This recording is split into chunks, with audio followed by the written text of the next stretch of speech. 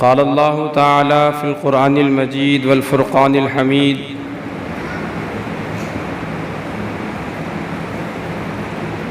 ذالک بأن اللہ لم یک مغیرا نعمتا انعمها على قوم حتی یغیروا ما بانفسهم صدق اللہ مولانا العظیم۔ میرے محترم بزرگوں اور عزیز ساتھیوں، یہ مجلس جس کا اس وقت میں انعقاد کیا گیا ہے اور جس مجلس میں آپ اور ہم سب یہاں اکٹھا ہوئے ہیں، یہ مجلس بہت اعلیٰ، بہت عظمت والی اور بہت ارفع ہے۔ بنیاد اس کی یہ ہے کہ اس مجلس کی نسبت بہت بڑی ہے۔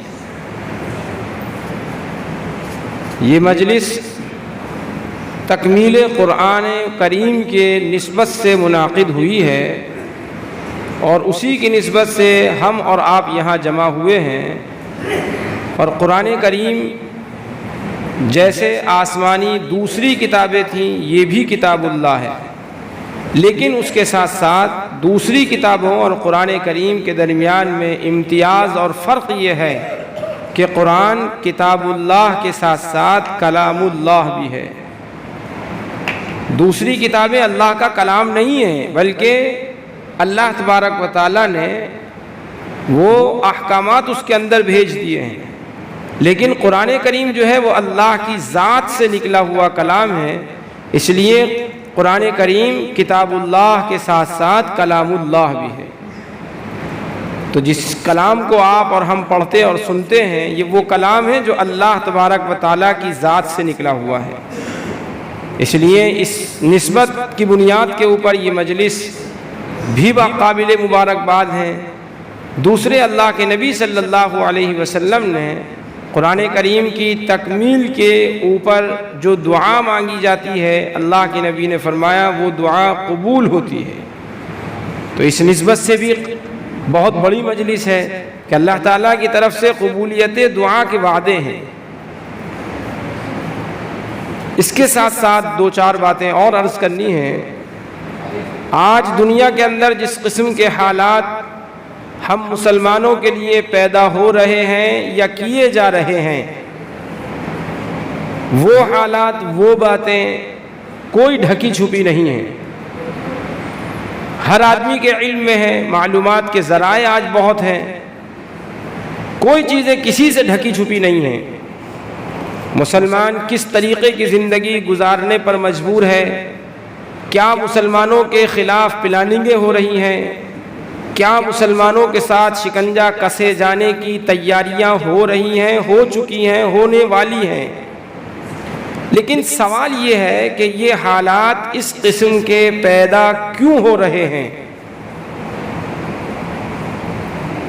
مسلمانوں کے ساتھ یہ باتیں کیوں پیدا ہو گئیں؟ آج اس طریقے کی زندگی گزارنے پر مسلمان کیوں مجبور ہے؟ مسلمان تو وہ ذات ہے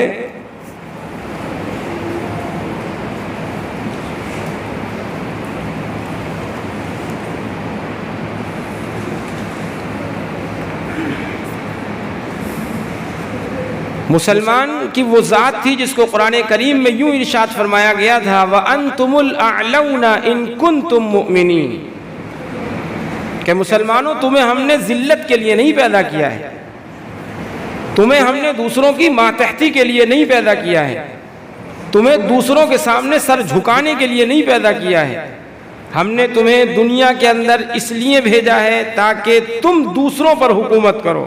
اور قرآن نے یہ وعدہ کیا تھا، اللہ نے یہ اعلان ہمارے لیے سنایا تھا وَأَنْتُمُ الْأَعْلَوْنَ إِن كُنْتُم مُؤْمِنِينَ، تم ہی سر بلند رہو گے، تمہیں عزتیں ملیں گی، حکومتیں تمہارے قدموں میں آئیں گی، سوال اور صرف شرط یہ ہے کہ تم لوگ مسلمان ہو گئے ہو، تم کامل مسلمان ہو۔ تو ایک طرف تو مسلمانوں کے لیے اللہ تبارک و تعالیٰ کی طرف سے یہ اعلانات اور یہ وعدے ہیں، اور دوسری طرف ہم اپنی زندگیوں کے بارے میں غور کریں، دیکھیں کیا ہم حکومتوں پر ہیں، کیا ہم عزتی کی زندگی گزار رہے ہیں؟ آج تو حالات یہ ہیں کہ ہر مسلمان کے ذہن پر فکر سوار ہے، ہر مسلمان ذہنی طور پر تفکرات کے اندر ہے، وہ حالات دیکھ کر یہ سوچنے پر مجبور ہے کہ آخر بنے گا کیا، آخر یہ حالات کہاں جا کر رکیں گے، یہ حالات اس قسم کے پیدا ہو رہے ہیں، ہمارے ساتھ میں کیا معاملہ ہوگا۔ ہر آدمی کے ساتھ اوپر یہ ہے، آپ کسی سے بھی بات کر کے دیکھیں، جب وہ نیٹ دیکھتا ہے اور دنیا کے اندر ہونے والے واقعات سنتا ہے کہ وہاں مسلمانوں کے ساتھ یہ، وہاں یہ ہوا، وہاں ایسا ہو رہا ہے، تو وہ خود یہ سوچنے پر مجبور ہو جاتا ہے کہ یہ ہمارے ساتھ بھی تو ہوگا، ہمارے ساتھ بھی ہو سکتا ہے، ایسا کیا ہوا۔ تو سب سے پہلا سوال یہ ہے کہ آج ہم لوگوں کی زندگیاں اجیرن بن گئی ہیں، دشوار کن بن گئی ہیں، حالات پریشانی کے بن گئے ہیں، سکون و اطمینان کی زندگیاں جو ہمیں نصیب تھی وہ ختم ہو گئی ہیں۔ قرآن کریم میں اللہ تعالیٰ نے ایک اصول بیان کیا ہے کہ ہم کسی قوم کو جو نعمتیں عنایت کر دیتے ہیں، ہم اس وقت تک نہیں چھینتے جب تک کہ وہ اپنی زندگیوں کو تبدیل نہ کر دیں۔ اور یہ آج کی بات نہیں ہے، جناب محمد الرسول اللہ صلی اللہ علیہ وسلم نے آج سے 1450 سال پہلے تقریباً اپنے تمام صحابہ کو اکٹھا کر کے یوں ارشاد فرمایا، اے میرے صحابہ، ایک زمانہ مسلمانوں کے اوپر ایسا آنے والا ہے کہ جب مسلمانوں کو ختم کرنے کے لیے دوسری قومیں، دوسرے لوگ ایک دوسرے کو ایسے دعوت دیں گے جیسے دسترخوان پر کھانا لگا دینے کے بعد کھانا نوش فرمانے کے لیے اور کھانا کھانے کے لیے ایک دوسرے کو دعوت دی جاتی ہے کہ آؤ بھائی کھانا کھا لو۔ صحابہ اکرام رضوان اللہ تعالی علیہ مجمعین نے بڑی حیرت سے یہ پوچھا کہ اللہ کے نبی صلی اللہ علیہ وسلم، کیا اس زمانے میں مسلمان بہت تھوڑے سے رہیں گے؟ اس لیے کہ ان کے ذہنوں سے ہی اترنے والی بات نہیں تھی، اس لیے کہ ان کی حالت تو یہ تھی کہ وہ اپنے مد مقابل ایک نہیں، دو نہیں، ہزاروں کو پسپا کرنے والے تھے، ان کے سامنے ہزاروں کی تعداد ہوتی تھی، لیکن مسلمان فاتح بن کر افزایا کرتے تھے۔ جب ان کے سامنے یوں کہا جا رہا ہے کہ ایک وقت وہ آئے گا کہ مسلمانوں کو ختم کرنے کے لیے ساری قومیں، سارے مذاہب، سارے دنیا کے لوگ ایک ساتھ اکٹھا ہوں گے اور ختم کرنے کے لیے ایک دوسرے کو ایسے دعوت دیں گے جیسے دسترخوان پر کھانا لگا دیا جائے اور سب کو کھانے کے لیے بلایا جاتا، آؤ بھائی کھانا لگ گیا ہے، کھانا کھا لو۔ تو صحابہ نے یہ پوچھا کہ اللہ کے نبی بہت تھوڑے سے ہوں گے کیا اس زمانے میں؟ اللہ کے نبی نے فرمایا کہ نہیں، اس زمانے میں تم لوگ سمندر کے جھاگوں کے برابر ہوگے، ریت کے ذرات کے برابر ہوگے، لیکن صرف اور صرف نام کے مسلمان رہ جاؤ گے۔ آج تو ہمارا مسئلہ یہ ہے کہ ہم قرآن کریم کو نہ پڑھتے ہیں، نہ سمجھتے ہیں، اور نہ سمجھے ہوئے لوگوں کے پاس بیٹھ کر پوچھتے ہیں کہ اللہ تبارک و تعالیٰ قرآن میں کہتے کیا ہیں۔ اور یہ تو بہت آگے کی بات ہے، آج ہمارے پاس تو قرآن پڑھنے کا جو لفظاً پڑھنا ہے اس کے لیے بھی وقت نہیں ہے۔ قرآن کے ساتھ معاملہ یہ ہے، رمضان میں کھولتے ہیں اور پھر اگلے رمضان میں کھولیں گے، جبکہ قرآن کریم تو ہماری رشد و ہدایت کے لیے آیا ہے۔ ہونا تو یہ تھا کہ ہر گھر کے اندر ایک قرآن کریم کے معانی، مفاہیم، اللہ تعالیٰ کے احکامات کو سمجھنے والا، اس کی صلاحیت اپنے اندر پیدا کرنے والا موجود ہونا چاہیے تھا،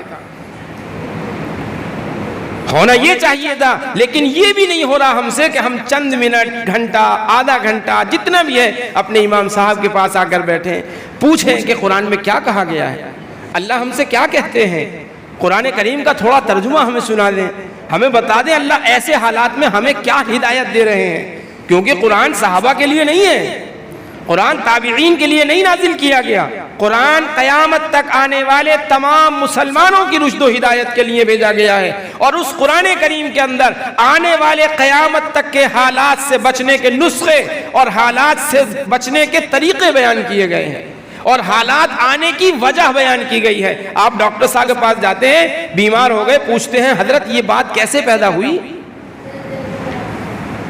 وہ بتاتے ہیں آپ نے ایسا کیا ہوگا، اس وجہ سے یہ بیماری پیدا ہو گئی ہے، لہذا دوا بھی کھائیں اور وہ جو چیزیں آپ کر رہے تھے ان سے بچیں، ورنہ تو دوا کھاتے رہیں اور وہ چیز کرتے رہیں، کبھی فائدہ نہیں ہوگا۔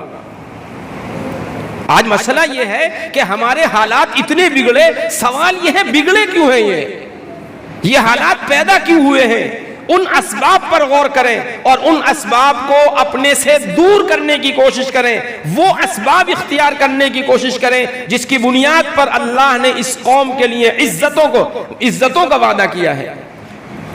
ان اسباب کو اختیار کریں جس اسباب پر اللہ تعالیٰ نے ان کی زندگیوں کو خوشگوار بنانے کا وعدہ کیا ہے۔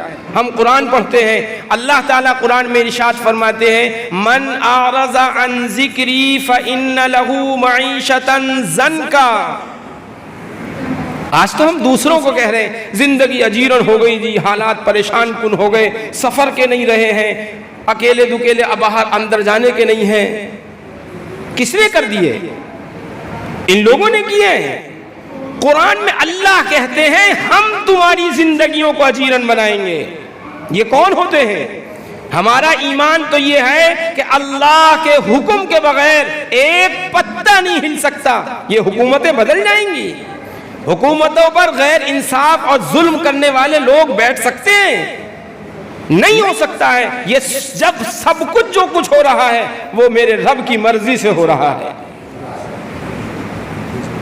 قرآن کریم میں اللہ تعالیٰ نے ارشاد فرمایا ہے من اعرض عن ذکری فإن له معیشة ضنکا۔ اے لوگوں ایک ضابطہ سنو، اگر تم نے میرے حکموں سے اعراض کر لیا، منہ موڑ لیا، جیسے آج ہم مسلمان موڑ رہے ہیں، کیسا مبارک مہینہ ہے، نیکیوں کا سیزن ہے، اللہ کی طرف سے مغفرت کے اعلانات ہیں، اللہ کی طرف سے رحمتوں کی بارشیں ہو رہی ہیں، اور ہم مسلمان ایسے مبارک اور بابرکت مہینے کے اندر اللہ کے حکموں کے اپنی زندگیوں سے جنازے نکال رہے ہیں۔ بوڑھے نہیں، کمزور نہیں، نوجوان طبقہ مسلمانوں کا اکثریت ایسی ہے جو رمضان المبارک کے روزوں سے قریب نہیں ہے، روزے نہیں رکھ رہے، نمازوں سے دور ہیں۔ یہ تو موٹے موٹے احکامات ہیں جنہیں ہم اور آپ اور ایک ہر عام مسلمان جس کو اللہ کا حکم سمجھتا ہے، جب ہم ان بڑے احکامات کی پرواہ نہیں کر رہے تو جو اور دوسرے احکامات ہیں جن کو ہم نے گناہ سمجھنا ہی چھوڑ دیا، دھوکہ دینا، غلطی کرنا، دوسرے کے ساتھ ناجائز کام کرنا، حلال و حرام کی تمیز کو چھوڑ دینا، یہ سب کام تو آج ایسے ہو گئے ہم مسلمانوں میں جسے یوں کہتے ہیں اجی کاروبار میں تو چلتا ہے، کاروبار تو حضرت اس کے بغیر ہونے کا ہی نہیں، یہ سب تو کام چلتے ہیں۔ ان احکامات کو، جبکہ یہ سب اللہ تعالیٰ نے اور اللہ کے نبی نے فرمایا ہے مومن جھوٹ نہیں بول سکتا، مومن دھوکہ نہیں دے سکتا، مومن دغا نہیں کر سکتا، مومن کی یہ شان نہیں ہے کہ وہ وعدہ کرے اور وعدہ خلافی کرے۔ بتاؤ اللہ کے نبی تو ہی کرے، مومن ہے ہی نہیں وہ۔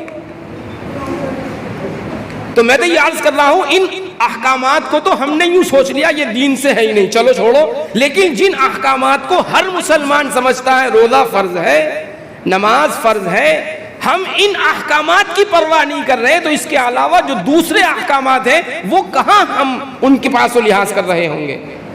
اور پھر یہ رونا کہ ہمارے اوپر حالات، میرے محترم قرآن نے فرمایا اگر تم میرے حکموں کا سے اعراض کرو گے، اللہ یوں فرماتے ہیں میں تمہاری زندگیوں کو اجیرن بنا دوں گا۔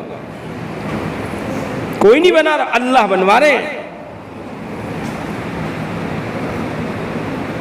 ہمارے ہاں حضرت مولانا مبین احمد صاحب نور اللہ مرقدہ ہاپوڑ کی معروف و مشہور شخصیت، ٹانا بادلی کے رہنے والے تھے، مدرسے میں پڑھاتے تھے اور بہت عمدہ بیان کرتے تھے۔ تمام ہاپوڑ والے کیا پورے قرب و جوار کے لوگ سب حضرت سے واقف ہیں۔ حضرت ایک مثال بیان کرتے تھے اس زمانے میں، جب تو ایسے حالات بھی نہیں تھے، حضرت اس وقت میں یہ مثال بیان کرتے تھے کہ دیکھو مسلمانوں ایک ضابطہ سنو، جب تک کوئی چیز اپنا مقصد پورا کرتی رہتی ہے اس کی قدر و منزلت اور اہمیت ہوتی ہے، اور جب وہ مقصد پورا بند کر دیتی ہے تو پھر اس کی کوئی قدر و منزلت نہیں ہوتی۔ وہ یہ کہتے ہیں کہ دیکھو تم ایک باغبان ہو، کوئی آدمی ایک باغ لگائے، اس باغ کے پودے اس نے لگائے ہیں، اس کی سینچائی کر رہا ہے، اس کی دیکھ بھال کر رہا ہے، اگر کوئی آدمی اس کی ایک شاخ توڑنا چاہے تو بتاؤ کیا وہ مالی اور باغبان اس کی ایک شاخ توڑنے دے گا کسی کو؟ اسے نقصان پہنچانے دے گا؟ وہ اسے نقصان نہیں پہنچانے دے گا، بلکہ اس کے لیے اپنی جان کی بازی لگا دے گا۔ وہ باغ بڑا ہوا، جوان ہوا، کیا ہوا؟ اس کی حفاظت اور زبردست کر دی اس نے۔ راتوں کو باغ کے اندر رہ رہا ہے، رات دن باغ میں جا کر ڈیرا ڈال دیا، باغ کی حفاظت کے لیے اسپرے کر رہا ہے اور بہت ساری چیزیں کر رہا ہے، لڑنے مرنے کے لیے تیار ہے، اس کو نقصان پہنچانا گوارا نہیں سمجھ رہا۔ اور ایک زمانہ وہ آتا ہے اسی باغ کے اوپر جب یہ باغ بوڑھا ہو جاتا ہے، جب یہ باغ اپنا مقصد پورا کرنا بند کر دیتا ہے، جب یہ باغ پھل دینا بند کر دیتا ہے، تو یہی وہ آدمی جو اس باغ کی اس قدر حفاظت کر رہا تھا کہ رات دن اس نے اپنا ڈیرا لے جا کر باغ میں ڈال لیا تھا، وہ مالی جو اس کی ایک شاخ توڑنے نہیں دے رہا تھا، وہ مالی جو اس کے نقصان کو برداشت نہیں کر سکتا تھا، وہ مالی جو اس کے نقصان پہنچانے کے والے سے جان مال کی بازی لگانے کے لیے تیار تھا، یہی مالی اپنی نگاہوں کے سامنے کاٹنے والوں کو بلوا کر پورے باغ کو کٹوا دیتا ہے۔ تو حضرت یوں فرمایا کرتے تھے کہ مسلمانوں، اللہ تبارک و تعالیٰ کٹوا رہے ہیں، اب اللہ تعالیٰ کیا کر رہے ہیں؟ کٹوا رہے ہیں۔ کیوں؟ اس لیے کہ مقصد پورا کرنا بند کر دیا ہے۔ بھئی ہماری اور آپ کی زندگی کا مقصد کیا ہے؟ روٹی کمانا، مکان بنانا، کاروبار کو ترقی دینا، بینک بیلنس اکٹھا کرنا، عہدے اور منصب حاصل کرنا، یہ ہمارا مقصد ہے۔ قرآن نے ہمارا مقصد بیان کیا ہے، وَمَا خَلَقْتُ الْجِنَّ وَالْإِنسَ إِلَّا لِيَعْبُدُونَ، ہم نے جنات اور انسانوں کو اپنی عبادت کے لیے پیدا کیا ہے۔ عبادت کسے کہتے ہیں؟ اللہ کے ہر حکم کو ماننا عبادت ہے، اور اللہ کے ہر مناہی سے رکنا اور ہر اس چیز سے بچنا جس سے روکا ہے رکنا، یہ عبادت ہے۔ اب بتائیں ایمانداری سے اپنے اپنے گریبانوں میں ہم جھانک کر دیکھیں کہ کیا ہم مقصد زندگی جو ہمارا ہے ہم اس کو پورا کر رہے ہیں؟ ہم نے آج مقصد زندگی کاروبار کو بنایا، مقصد زندگی اپنے منصب اور عہدوں کو بنایا، مقصد زندگی اس صرف دنیا کی چمک دمک کو بنایا ہوا ہے۔ اسی لیے کیا ہوتا ہے؟ اسی لیے ان چیزوں کے گم اور ختم ہو جانے کی فکروں کے اندر انسان کبھی کبھی ہارٹ فیل بھی ہو جاتا ہے۔ کیوں؟ اس لیے کہ مقصد اس کو بنایا ہوا ہے۔ صحابہ اکرام رضوان اللہ تعالی علیہم اجمعین نے مقصد آخرت کو بنایا ہوا تھا، اس لیے ان کی نگاہ میں اس دنیا کی کوئی حیثیت نہیں تھی۔ ساری دنیا تباہ ہوتی ہو جائے، ساری دنیا چھوٹتی ہو چھوٹ جائے، مکان چھوٹے، بیوی بچے چھوٹے، سب چھوٹ جائیں، لیکن ایمان اور اسلام اور کی ڈور ہاتھ سے نہیں چھوٹنی چاہیے تھی۔ کیا ہوا؟ ہجرت کر کے گئے ہیں، کیا مسئلہ تھا؟ دنیا کمانا تھا، صرف دین کی بقا کے لیے کہ یہاں پر رہ کر دین پر اللہ کے حکموں پر عمل کرنا مشکل ترین بنا ہوا ہے، گھروں کو چھوڑ دیا۔ انہوں نے اس بات پر رضامندی کا اظہار کیا، جو کچھ ہے سب چھوڑ کر جاؤ گے اور تنہا جاؤ گے تو جانے دیں گے، لہذا قبول کیا کہ ہمیں اسلام اور مذہب اسلام سے اور اللہ سے محبت ہے، یہ گھر جس نے یہاں دیا تھا وہ وہاں بھی دے سکتا ہے۔ بتاؤ آج ہمارے اندر کیا یہ جذبات ہیں؟ تو میں یہ عرض کر رہا تھا کہ آج جو زندگیاں دشوار کن بنی ہوئی ہیں وہ صرف اور صرف اس بنیاد پر ہے کہ ہم نے اللہ کا حکم پورا کرنا چھوڑ دیا ہے، ہمارے اعمال خراب ہو رہے ہیں۔ اللہ کے نبی نے فرمایا ہے، اعمالکم عمالکم، جیسے تمہارے اعمال ہوں گے ہم ایسے ہی حاکم اور بادشاہ تمہارے اوپر مسلط فرما دیں گے۔ بتائیے اس سے زیادہ کھلی اور کیا بات ہوگی؟ آج ہم حاکموں کو رو رہے ہیں، حاکم بدلوانا تو ہمارے قبضے میں ہے۔ ہم آج اپنی زندگیوں کی تبدیل کا عزم مصمم اور پختہ ارادہ کریں اور اپنی زندگیوں کو بدل ڈالیں، نیچے سے اللہ کی مرضی کے مطابق احکامات اوپر جائیں گے۔ اللہ تبارک و تعالی حاکموں کی تبدیلی کے اوپر پورے طور پر قادر ہے، اللہ فعال لما یرید ہے۔ آج تو بہت سارے مسلمان ہیں جن کی زبانوں سے یوں کہتے ہوئے سنتے ہیں اور حیرت ہوتی ہے کہ یہ مسلمان ہیں، وہ مولوی صاحب اب نہیں ہونے والا کچھ بھی، اب تو سب جگہوں پر یہی فائز ہو گئے، اب نہیں ہوگا کچھ بھی۔ بتائیے یہ مسلمان کی شان ہے؟ اللہ جب چاہیں، جو چاہیں، جس وقت چاہیں، جس کے ساتھ چاہیں، وہ سب کرنے پر قادر ہے، یہ قرآن کا اعلان ہے۔ اور ہم اتنی اس میں مبتلا ہو گئے کہ بالکل مایوس ہو گئے کہ اللہ اب کچھ نہیں ہونے والا۔ یہ کیا مسلمان ہونے کی شان ہے؟ اسلام کی شان تو یہ ہے کہ یہ یقین اور عقیدہ ہو کہ اللہ جب چاہیں، جو چاہیں وہ کر سکتے ہیں، اور اللہ کی مرضی کے بغیر تو کچھ ہو ہی نہیں سکتا۔ یہ ہماری شان ہونی چاہیے۔ تو قرآن نے یوں فرمایا کہ تمہاری زندگیوں کے اندر ان پریشان کن حالات آنے کی وجہ تمہاری بدعملی ہے۔ اس کا نسخہ بیان فرمایا کہ اگر اپنی زندگیوں کو اجیرن بنانے سے رکوانا چاہتے ہو، اپنی زندگیوں کو خوشگوار بنانا چاہتے ہو، تو نسخہ ہم بیان کر رہے ہیں، عمل تم کرنا۔ فرمایا من عمل صالحا من ذکر او انثى فلنحيينه حیاتا طیبہ۔ یہ قرآن کی آیت ہے، مفتی صاحب بیٹھے ہوئے ہیں۔ اللہ فرماتے ہیں دو کام کرو، من عمل صالحا من ذکر او انثى وهو مؤمن، ایمان لاؤ، ایمان لانے کے بعد اچھے کام کرنے شروع کر دو۔ ہمارا تم سے وعدہ نہیں، ہمارا تم سے پکا وعدہ ہے۔ صیغہ جو استعمال کیا گیا ہے فَلَنُحْيِيَنَّهُ، یہ صیغہ استعمال کیا گیا جو ضرور بالضرور تاکید پر دلالت کرتا ہے۔ اللہ فرماتے ہیں ہم تمہاری زندگی کو ضرور بالضرور خوشگوار بنا دیں گے، یہ ہمارا تم سے وعدہ ہے۔ اور قرآن نے فرمایا وعد اللہ حق، اللہ کا وعدہ سچا ہے، ومن اصدق من اللہ قیلا، اور اللہ سے زیادہ سچی بات کہنے والا کوئی نہیں۔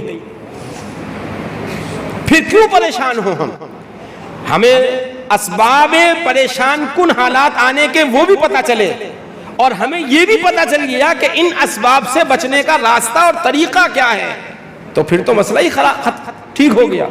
بھائی ڈاکٹر کے پاس جا کر یہ پتہ چل جائے بیماری کیوں پیدا ہوئی ہے اور اس بیماری سے بچنے کا راستہ کیا ہے، یہ پتہ چل جائے، آدمی فوراً خوش ہو جاتا ہے، اس کی وجہ سے ہوا تھا، یہ دوائی کھائیں اس سے ٹھیک ہو جائے گا، مطمئن ہو گیا۔ میرے محترم ہمیں بھی مطمئن ہونا چاہیے اور اپنی اپنی زندگیوں کو تبدیل کرنے کی فکریں اور کوششیں شروع کر لینی چاہیے، ورنہ تو یاد رکھیں یہ حالات کچھ بھی نہیں ہے، کچھ بھی نہیں ہے۔ اگر ہم نہ بدلے تو اللہ کو ہماری ضرورت نہیں ہے۔ قرآن فرماتا ہے وَمَن يَسْتَبْدِلْ قَوْمًا غَيْرَكُمْ وَلَا تَضُرُّوهُ شَيْئًا، اگر تم نہیں بدلے اور تم نے اللہ کے حکموں کو پورا نہیں کیا تو ہمیں تمہاری ضرورت نہیں ہے، ہم تمہیں ختم کر کے دوسروں کو کھڑا کر دیں گے، اور جس کی بنیاد پر تم اللہ کا کچھ بگاڑ نہیں سکو گے۔ تو اس لیے میرے محترم ماننے میں ہمارا فائدہ ہے، اطاعت کرنے میں ہمارا فائدہ ہے، اللہ کے حکموں کو پورا کرنے میں ہمارا فائدہ ہے، کسی کا فائدہ نہیں۔ اور جس کام میں آدمی کا اپنا فائدہ ہوتا ہے نا، اسے کوئی نہیں سمجھاتا۔ بتاؤ ایمانداری سے، دکان کھولنے میں کس کا فائدہ ہے؟ دکان والے کا ہے۔ کسی کو دیکھا کہ محلے والے سمجھا رہے ہو بھائی دکان کھول لو، صبح جا کے بھائی اپنی تم دیکھا کسی کو؟ بغیر کسی کے کہے اپنی مرضی سے صبح سویرے اٹھ کر اپنی دکان کھولتا ہے، کیوں؟ فائدہ اس کا اپنا ہے۔ قرآن نے بھی یوں کہا ہے من اہتدی فلنفسی ومن ضل فانما یضل علیہا، ہدایت پر آؤ گے تمہارا اپنا فائدہ ہے، گمراہ ہو جاؤ گے کسی کا نقصان نہیں، تمہیں ہی بوجھ اٹھانا پڑے گا۔ ولا تزر وازرۃ وزر اخری، اور ایک کا بوجھ دوسرے پہ نہیں ڈالا جائے گا۔ تو اس لیے میرے محترم بزرگوں اور عزیز ساتھیوں، ہمیں ارادے کرنے چاہیے۔ کوئی مشکل مسئلہ نہیں ہے، کوئی گھبرانے کی چیز ضرورت نہیں ہے، کوئی پریشان کن ہونے کی ضرورت نہیں ہے۔ اللہ تعالیٰ فعال لما یرید ہے، جو چاہے وہ کر سکتے ہیں، لیکن سوال صرف یہ ہے ہم کروانا چاہیں اللہ سے، ہم اپنے آپ کو بدلیں، ہم اللہ کے حکموں کو پورا کرنے والے بنیں، اللہ کی مرضی کے مطابق زندگی گزارنے والے بنیں، اللہ کی مرضی کے خلاف جو کام ہو رہے ہیں آہستہ آہستہ، دیکھو ایک دم تو کوئی چیز نہیں چھوٹتی، ایک دم نہیں چھوٹا کرتی۔ یوں فرمایا 4 کام آدمی کرنے شروع کر دے، اللہ تعالیٰ اس کی کیا سب کی زندگیاں بدل دے گا۔ کتنے کام کریں گے سب انشاءاللہ کریں گے۔ سب سے پہلا کام یہ ہے کہ یہ اللہ تبارک و تعالی سے صبح اٹھتے ہی ایک معاہدہ کر لے۔ کیا کر لے؟ جیسے صبح کو آنکھ کھلی اس کی بستر پر تو بیٹھے بیٹھے سب سے پہلا کام معاہدہ، کیا معاہدہ کرے کہ اے اللہ میں شام تک آپ کی مرضی کے خلاف کوئی کام نہیں کروں گا. یہ کر لے سب سے پہلا کام معاہدہ. دوسرا کام کرنا ہے کیا؟ ہر کام شروع کرنے سے پہلے مراقبہ. کوئی بھی کام کرنے جا رہا ہے 2 سیکنڈ کے لیے سوچے میں نے اللہ سے وعدہ کیا تھا اس وعدے کے خلاف تو نہیں ہو رہا. اسے کہتے ہیں مراقبہ. بزرگ کرتے ہیں نا، مراقبے میں بیٹھے ہوئے ہیں. تو ہمیں بھی کیا کرنا ہے؟ مراقبہ کرنا ہے. ہر کام کرنے سے پہلے، اس کام کے شروع کرنے سے پہلے 2 سیکنڈ کے لیے سوچ لیں کہ ہم نے صبح بستر پر پڑے اللہ سے جو وعدہ کیا تھا یہ کام اس وعدے کے خلاف تو نہیں ہو رہا. دوسرا کام کریں کیا؟ مراقبہ. اور تیسرا کام کرنا ہے رات کو جب سونے کے لیے بستر پر پہنچے تو محاسبہ. کیا کرنا ہے؟ محاسبہ. رات کو سونے کے لیے لیٹے ہیں، سونا کے لیے جا رہے ہیں تو کیا کریں؟ محاسبہ کریں. بھائی صبح اٹھا تھا، میں اللہ سے وعدہ کیا تھا، پھر فجر کے بعد وہاں گیا، وہ کام کیا، وہ تو ٹھیک ہو گیا، پھر اس کے بعد وہ کام، یہ تو وہ غلط ہو گیا، اللہ سے تو وعدہ کیا تھا. پھر یعنی ساری دن کے جو کام کیے ہیں ہم نے ان تمام کاموں کو بستر پر بیٹھ کر سوچیں، محاسبہ کریں، نفس سے حساب لیں. محاسبے کا معنی حساب لیں کہ بھئی تو نے صبح اللہ سے وعدہ کیا تھا، اب یہ بتا سارے دن میں تو نے کتنے کام کیے ہیں. اب جتنے کام ہوں گے ان میں سے لازمی طور پر کچھ اچھے ہوئے ہوں گے، کچھ برے ہوئے ہوں گے، اور شروع میں اچھے والے کم ہوں گے، برے والے زیادہ ہوں گے. تو جب حساب و کتاب لگا لے تو پھر چوتھا کام کرے. چوتھا کام کرنا ہے اپنے آپ کو سزا دینا. اپنے آپ کو کیا دے؟ سزا دے. کیا سزا تجویز کرے؟ جو اس پر دشوار ہو، جو سزا اس پر دشوار ہو وہ سزا اپنے لیے تجویز کرے. یعنی اگر نیک کام ہوئے تو شکر گزاری کرے کہ اے اللہ تیرے ہی کرم سے ہوا، یہ سب کچھ ہوا. یہ 10 میں سے 5 کام جو آج اچھے ہوئے ہیں اے اللہ آپ کی عنایت اور کرم سے ہوئے ہیں، اس پر تو شکر ادا کرے. اور جو گناہ کے کام ہو گئے ہیں 2 یا 4 5 جتنے بھی، اس پر اپنے آپ کو سزا دے.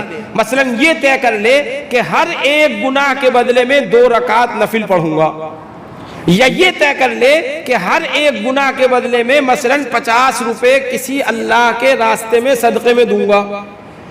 جو بھی اپنے اوپر دشوار کام ہو ان کاموں کو طے کر لے کہ اگر میں نے 1 گناہ کیا تو 2 رکعت نفل، 1 گناہ کیا تو مثلا 50 روپے. اب حساب جو لگایا شام تک پتہ چلا 5 گناہ کر لیے. اب اگر اس نے 2 رکعت نفل کی نیت کی تھی تو اب اسے کتنی رکعتیں پڑھنی پڑیں گی؟ 10 رکعتیں. اب یہ سونے کو جا رہا تھا، اب کیا کرے گا؟ اٹھے گا، وضو کرے گا اور نماز پڑھے گا. تو بتاؤ کل کو گناہ کرتے وقت ہچکچاوے گا نہیں کہ بھئی یار رات کو 10 رکعتیں پڑھنی پڑیں گی. اور اگر 50 روپے طے کر لیے تو کتنے ہو گئے ہیں جی؟ 250 روپے دینے پڑیں گے. اب یہ سوچے گا صبح سے شام تک 300 400 تو کمائیں اور 250 روپے یہاں چلے جائیں گے تو بچیں گے کیا؟ بھئی کل نہیں کرنے کا گناہ، ایک بھی کیا نہیں کرنے کا. ہاں تو کیا ہو جائے گا پھر؟ یہ آہستہ آہستہ آہستہ آہستہ اس کی زندگی تبدیل ہوگی. یہ گناہوں سے بچے گا اور نیک کاموں کی طرف لگے گا. اور جہاں اس نے یہ کام کرنا شروع کیا، یقین ہے، امید نہیں، یقین ہے اللہ تعالیٰ اس کی زندگیوں کو بدل دیں گے. اس کی زندگی کے اندر جو بے چینی ہے اللہ اس کو ختم فرما دیں گے. کریں گے انشاءاللہ سب. کتنے کام ہوئے؟ 4. نمبر 1 ہے جی، اچھا نمبر 1 محاسبہ، نمبر 1 معاہدہ، نمبر 2 مراقبہ، نمبر 3 محاسبہ، اور نمبر 4 سزا دینا اپنے آپ کو. اپنے آپ کو کیا دے؟ سزا دے. یہ 4 کام انشاءاللہ کل سے کون کون شروع کریں گے؟ ہاتھ اٹھاؤ بھائی. کریں گے سب انشاءاللہ؟ پکا وعدہ؟ دیکھ لو کہاں وعدہ کر رہے ہیں. ہاں آدمی ڈرے ہیں، کوئی چند مسجد میں چل ذرا وہاں جا کے کہیو. تو آپ کہاں بیٹھ کے کہہ رہے ہیں ہاں بھائی اس کا خیال رکھیے. بھائی دیکھو، تو اس لیے ہمیں جو ہے اپنی اپنی زندگیوں کو تبدیل کرنی چاہیے. تبدیل کریں گے تو انشاءاللہ ہمارا اپنا فائدہ ہوگا اور اپنے گھر والوں کی بھی ہمیں فکر کرنی چاہیے. دیکھو ایک بات اور سن لیں، آج جتنے ہم بڑے ہیں، آج ہم اپنے چھوٹوں کی طرف سے بظاہر یہ محسوس ہوتا ہے کہ بے فکری میں ہیں. جوان بچے ہیں، جوان بچیاں ہیں، ہم ان کی طرف سے بے فکر نظر آتے ہیں. بچہ کہاں جا رہا ہے، کس کے پاس اٹھ رہا بیٹھ رہا ہے، کس کی صحبت میں ہے، موبائل ہے تو اس سے اس کا کیا کام ہے، کوئی اس کی فکر نہیں۔ اسی طریقے سے بچی کے پاس موبائل دلا رکھا ہے، کس کے ساتھ اس کی دوستی ہے، یہ آدھے گھنٹے بیٹھے ہوئے باتیں کر رہی کمرے میں کس سے کر رہی ہے، کون اس کی ایسی سہیلی ہے، کیا اس کا کام ہے کہ یہ آدھے گھنٹے تک لگی ہوئی ہے۔ ہم ان چیزوں کی طرف فکر نہیں کر رہے جس کا نقصان اور خمیازہ ہم اپنی آنکھوں سے دیکھ رہے ہیں۔ جو میں کہنا چاہ رہا ہوں وہ آپ سب سمجھ رہے ہیں۔ یہ بنیاد کیا ہے کہ بڑوں نے بچوں کی فکریں کرنا چھوڑ دی ہیں۔ اس لیے ہماری ذمہ داری یہ ہے کہ اگر ہم یہ چاہتے ہیں کہ ہماری نسلیں ایمان پر، اسلام پر، عقائد کے اعتبار سے بے عزتی سے، رسوائی سے بچیں، تو ہمیں ان کی فکر کرنی چاہیے۔ دیکھیں کس سے دوستی ہے، اٹھنا بیٹھنا کس کے پاس ہے، کہاں سے آ رہے ہو۔ آج تو پوچھنے والے نہیں، رات میں گھر میں 12 بجے بچہ گھس رہا ہے، پتہ چلا ابا بھی سو گئے اور وہ اپنے چلا گیا، اور صبح ابا کے اٹھنے سے پہلے پھر چلا گیا، اسے فکر ہی نہیں ابا کو کہاں رہ رہا کہاں نہیں اٹھ رہا۔ اور پھر کوئی معاملہ ہو جاتا، اوہو، پھر روتے پھرتے۔ ارے جب بچنے کے اسباب تھے، موقع تھا، جب کیوں نہیں فکر کی تم نے؟ بچیوں کے ساتھ حادثات ہوتے ہیں، پھر ذلت اور رسوائی اٹھانی پڑتی ہے، پھر یوں کہتے ہمیں تو پتہ ہی نہیں تھا۔ یہ تمہاری کمی ہے، تمہیں پتہ کیوں نہیں تھا؟ تمہاری نگاہوں کے سامنے، تمہارے گھر میں رہ کر 24 گھنٹے تمہاری نگاہوں کے سامنے ہے، اور پھر یہ معاملہ ہو گیا، اور پھر یوں کہہ رہے ہو ہمیں پتہ نہیں تھا۔ تو مجرم تو سب سے بڑے تم ہو، وہ نہیں ہے۔ تمہاری ڈھیل کی بنیاد پر، تمہاری لاپرواہی کی بنیاد پر، اور تمہاری بے توجہی کی بنیاد پر اس کے لیے یہ اسباب پیدا کرنے آسان ہو گئے، اور وہ اس جرم تک اور اس حد تک پہنچ چکی ہے کہ تمہاری عزت کو اس نے نیلام کر دیا، اور آج رو رہے ہو تم۔ مجرم تو اس سے بڑے تم ہو۔ بھائی فوٹو کیوں کھینچ رہے؟ مسجد میں بیٹھ کے فوٹو کھینچ رہے تم۔ تو اس لیے میرے محترم بزرگوں، ہمیں ان کی فکریں کرنی چاہیے۔ ایک دوسری بات اور سب سے اہم بات یہ ہے کہ آج ہمارے بچے اسکولوں میں جا رہے ہیں، بہت اچھی بات ہے، بہت اچھی بات ہے۔ تعلیمی بیداری ہمارے مسلمانوں میں آنی چاہیے، لیکن اس کے ساتھ ساتھ میں یہ کہتا ہوں کہ اپنے گھروں پر ان بچوں کو جو اسکولوں میں جا رہے ہیں، عقائد کے اعتبار سے ان کو گھر پر مضبوط کریں، ورنہ عقائد اس اعتبار سے کمزور کیے جا رہے ہیں، عقائد کی طرف سے اس اعتبار سے ہٹایا جا رہا ہے کہ ایسا محسوس ہوتا ہے ان آنے والی نسلوں کا اپنے اسلام پر باقی رہنا مشکل ہو جائے گا۔ سب کے بچے پڑھتے ہیں اسکولوں میں، پتہ چلا وہاں پریئر کرا رہے ہیں، درسگاہوں میں یعنی کلاسوں میں بیٹھ کر کیا کرا رہے ہیں؟ بھگوان کے سامنے بیٹھ کر یوں کہ جی مون دھرن کرو، ہاں سوچو بھگوان کے بارے میں۔ اب ہم اور آپ تمیز کر سکتے ہیں کہ اللہ اور بھگوان لفظی اعتبار سے فرق ہے، لیکن جب وہ روزانہ یوں سنے گی بچی یا بچہ کہ بھگوان کے سامنے ایسا کرو، بھگوان کے سامنے ایسا کرو، تو بتاؤ اس کے ذہن میں کیا پیدا ہوگا؟ اللہ پیدا ہوں گے، بھگوان پیدا ہوں گے؟ اس کا ذہن کہاں جائے گا؟ وہ کس طرف متوجہ ہوگا؟ اور پھر ہم یوں آج جو آگے چلنے کے بعد میں جو لوگ ارتداد کی طرف جا رہے ہیں، تعلیم یافتہ ہیں، اس کی بنیاد یہ ہے بچپن سے انہوں نے بھگوان بھگوان اس سے ہوتا ہے یہ سنا ہے، اس لیے تبدیلی مذہب میں انہیں کوئی زور نہ پڑا، اس لیے کہ بچپن سے یہی سنتے آ رہے ہیں، اس لیے اس کو قبول کر لیا انہوں نے۔ تو اس لیے اپنی نسلوں کو اسلام پر ہم باقی رکھنا چاہتے ہیں تو ہمارے لیے یہ لازم اور ضروری ہے کہ ہم اپنے بچوں کی دنیاوی تعلیم کے ساتھ ساتھ دینی تعلیم کی فکر کریں، بچوں کو عقائد سکھائیں، بچوں کا یقین مضبوط بنائیں، ایمانیات ان کے سامنے رکھیں۔ آج تو مسئلہ رونا یہ ہے کہ ہر ایک کے پاس موبائل ہے، والدہ الگ کمرے میں لے کے موبائل بیٹھی ہوئی ہیں، والد صاحب الگ موبائل میں لگے ہوئے ہیں، کسی کو فکر ہی نہیں۔ ہم چھوٹے چھوٹے تھے، دادیوں کے پاس بیٹھے ہوئے ہیں، پتہ چلا راتوں کو تسبیحات یاد کرا رہی ہیں، کلمے یاد کرا رہی ہیں، 5 کلمے ہو گئے، عقائد ہیں اور بہت ساری دین کی باتیں۔ چھوٹے چھوٹے بچے جبکہ مدارس سے کوئی ابھی جانا شروع نہیں کیا، کیا ہو گئی؟ سب باتیں وہاں یاد ہو گئی رات کو لیٹے لیٹے۔ آج آپ بڑوں سے پوچھ لو ذرا 5واں کلمہ سنا نا، اور پہلے چھوٹے چھوٹے بچے پتہ چلا 5 کلمے دادی اماں نے یاد کرا دیے۔ اب اس کے عقائد ہی ٹھیک نہیں ہے، اسے یہی پتہ نہیں ہے میرا رب کون ہے، اسے یہی پتہ نہیں ہے ہمارا مذہب اسلام ہمیں سکھاتا کیا ہے، ہمارا مذہب اسلام میں تعلیمات کیا ہے، اچھائیاں کیا کیا ہیں، ذہن بھرا جا رہا ہے۔ میں ایک دن اپنے گھر پر عطر لگا رہا تھا، میری بچی بھی ایک اسکول میں جاتی ہے، وہ یہ کہنے لگی کہ ابو کل ہمارے کلاس ٹیچر اور ہمارے ماسٹر نہیں یہ بتا رہی تھی کہ عطر جو لگاتے ہیں وہ گندے لوگ لگاتے ہیں، عطر لگانے والے لوگ جو ہوتے ہیں وہ اچھے نہیں ہوتے، گندے لوگ ہوتے ہیں۔ بتائیے ذہنوں کے اندر یہ باتیں پیدا کی جا رہی ہیں۔ روزانہ کلاس میں جانے کے بعد میں وہی کہتی ہیں کہ وہ کلاس میں بیٹھ گئے اور کلاس میں بیٹھنے کے بعد میں مون گرہن کراتی ہیں کہ بھئی ایسا کرو، جیسے ہم یوں سوچو ہم اپنے بھگوان کے سامنے پہنچ گئے اور ایک دروازہ آ گیا سامنے، ہم نے کنڈی کھٹکھٹائی، وہاں سے یہ بات آئی کہ بھئی ابھی دروازہ نہیں کھلے گا، بھگوان کے درشن نہیں ہوں گے، ابھی یہ کام کرو، پہلے تم اپنے دل کو صاف کرو، اس طریقے سے کرو، پھر اس کے بعد دروازہ کھلے گا، پھر بھگوان کے درشن ہوں گے۔ یہ باتیں اسکولوں کے اندر بچوں کے ذہنوں میں ڈالی جا رہی ہیں۔ اب ہمارے بچے مثلا جن کے گھر دیندار ہیں انہیں تو فکر پیدا ہو گئی کہ یہ کیا ہو رہا ہے یہاں پر، اور جن کے گھروں پر ماحول ہی دینداری کا نہیں ہے، بھئی بچے تو سب کے پڑھتے ہیں، کسی نے بتایا ایسا ہو رہا ہے؟ کیوں؟ اس لیے کہ انہوں نے اس کے خلاف سنا ہی نہیں کچھ، اس لیے وہ اسے وہ قبول کر رہے ہیں کہ ہاں ایسا ہی ہوتا ہوگا۔ اور جب دل ذہنوں کے اندر پہلے سے ایمانیات، عقائد سب چیزیں بھری ہوئی ہوں گی تو وہ اسے قبول نہیں کرنے کے، اور اگر یہاں یہ خالی ہے تو خالی جگہ میں تو کوئی بھی بیٹھ جاتا بھائی۔ اس لیے میرے محترم ہمیں اس کی فکر کرنی چاہیے کہ ہم اپنی آنے والی نسلوں کی اگر اسلام کی، ایمان کی حفاظت و تحفظ چاہتے ہیں تو ہمیں ان کے اوپر محنت کرنی چاہیے، گھروں پر ان کے ماحول کو دیندار بنانا چاہیے، مدارس سے، مکاتب سے جہاں دینی تعلیم پڑھی جاتی ہے وہاں پر اپنے بچوں کو بھیجنا چاہیے، تاکہ وہاں جانے کے بعد ان کے عقائد مضبوط ہوں، ان کا ایمانیات پر ان کا یقین پیدا ہو، اور پھر وہ ایسی خلاف مذہب باتوں کو قبول کرنے سے خود رک جائیں اور وہ اس کو قبول ہی نہ کریں کہ یہ جو کہہ رہے ہیں غلط کہہ رہے ہیں۔ ہمارا مذہب اسلام یہ نہیں سکھاتا، اچھا مذہب اسلام ہے، اسلام کی تعلیمات یہ ہے، ورنہ تو پھر وہی ہوگا کہ وہ پھر اسی کو قبول کرنے لگیں گے، اور یہ ان کی پلاننگ ہے، وہ ان کی پلاننگ ہے کہ ان کے بچوں کو لو اور یہ باتیں پیدا کرو تاکہ ان کے ذہنوں کے اندر یہ باتیں پیدا ہوتی رہیں۔ ایک بہت بڑا پادری، اس کے پاس اس کے لوگوں نے یہ شکایت کی کہ اسلام کے لوگ جو ہیں وہ ہماری محنت سے عیسائی ہو تو جاتے ہیں لیکن وہ اس پر باقی نہیں رہ پاتے، کچھ دنوں کے بعد یہ دیکھتے ہیں کہ پھر وہ مسلمان ہو گئے،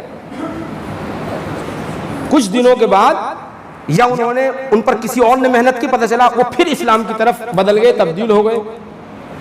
تو اس نے یہ کہا کہ اس کی وجہ اور بنیاد سب سے بڑی یہ ہے کہ جب بچہ پیدا ہوتا ہے اور پیدا ہونے کے بعد جو سب سے پہلے الفاظ اذان کے اس کے کان میں کہے جاتے ہیں وہ اس کے دل کی گہرائیوں کے اندر نقش کر جاتے ہیں، اور اگر وہ کسی اعتبار سے، کسی وجہ سے مذہب اسلام سے دور ہو بھی جاتا ہے تو وہ اندر کی سنی ہوئی بات اور دل میں گھر کیے ہوئے الفاظ لوٹ کر پھر دوبارہ آتے ہیں اور پھر وہ مذہب اسلام کی طرف لوٹ جاتا ہے۔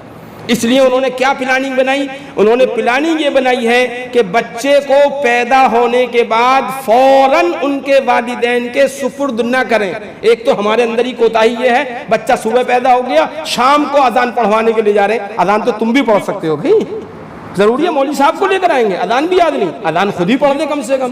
ایک تو انہوں نے یہ بات پیدا کر دی کہ فوراً بچے کو آپ کے حوالے نہیں کریں گے، کیا کریں گے؟ نرسری میں رکھا ہوا ہے جی، ابھی 2 گھنٹے کے بعد میں ہے، اور وہاں کیا چل رہا ہے؟